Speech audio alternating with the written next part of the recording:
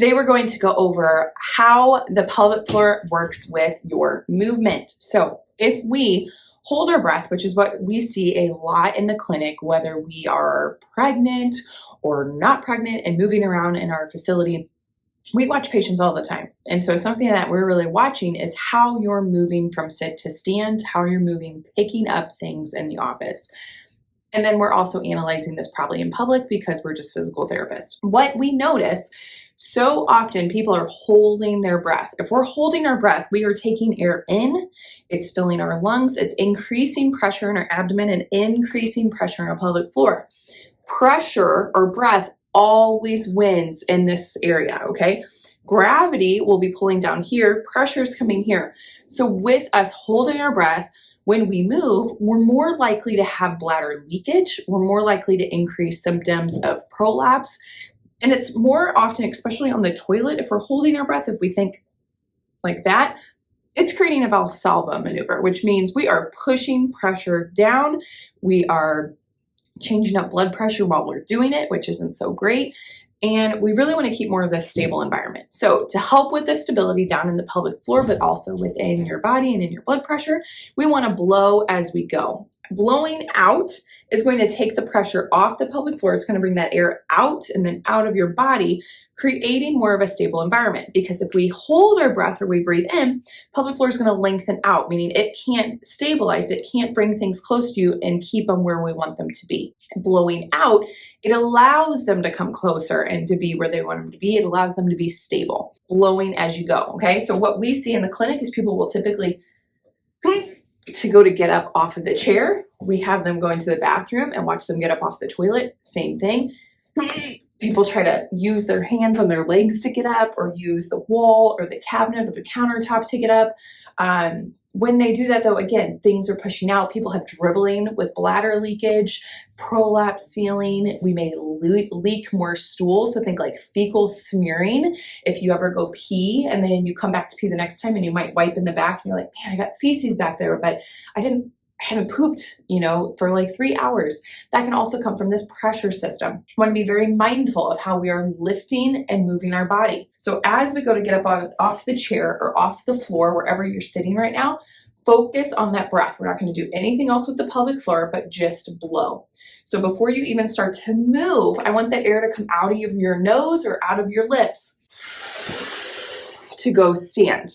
If we move before we blow, we're still pushing that pressure down in the pelvis. So if we think, if I get here and then I'm blowing out, I was pushing down in those pelvic floor muscles before I started moving. So we really want to make sure we initiate that breath just a few seconds before you start to move. Same goes with getting up off the toilet, because or else we're going to have that bladder leakage. Blow as you go. Blow before you go. Start that blowing out before we start moving.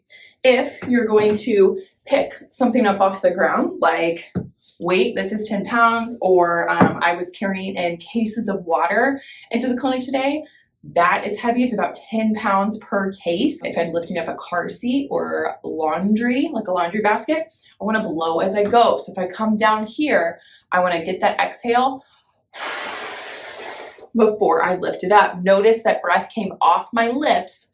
Inhale before I started moving up. Same thing goes if I'm holding something and I want to come down, I can do the same. You can also practice 2 different ways. You can blow, get down here, inhale. So you're blowing on the movement going down, blowing on the movement coming up. You can also trade that up depending on how your pelvic floor is moving, where you can inhale,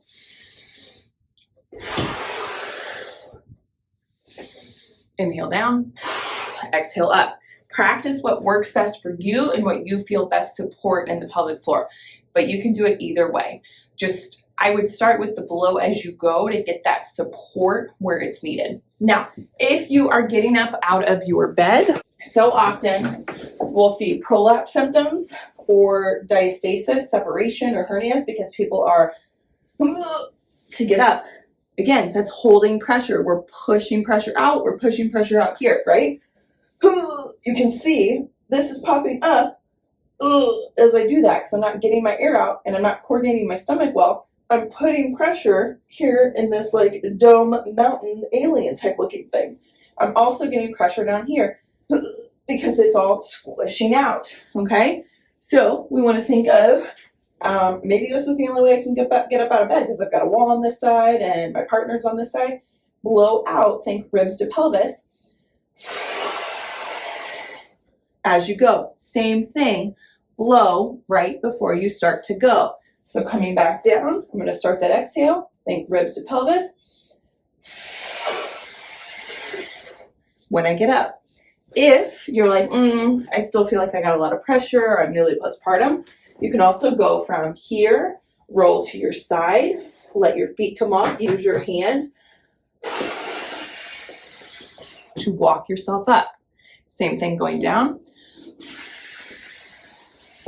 to get yourself there, and then you can blow out as you roll back over.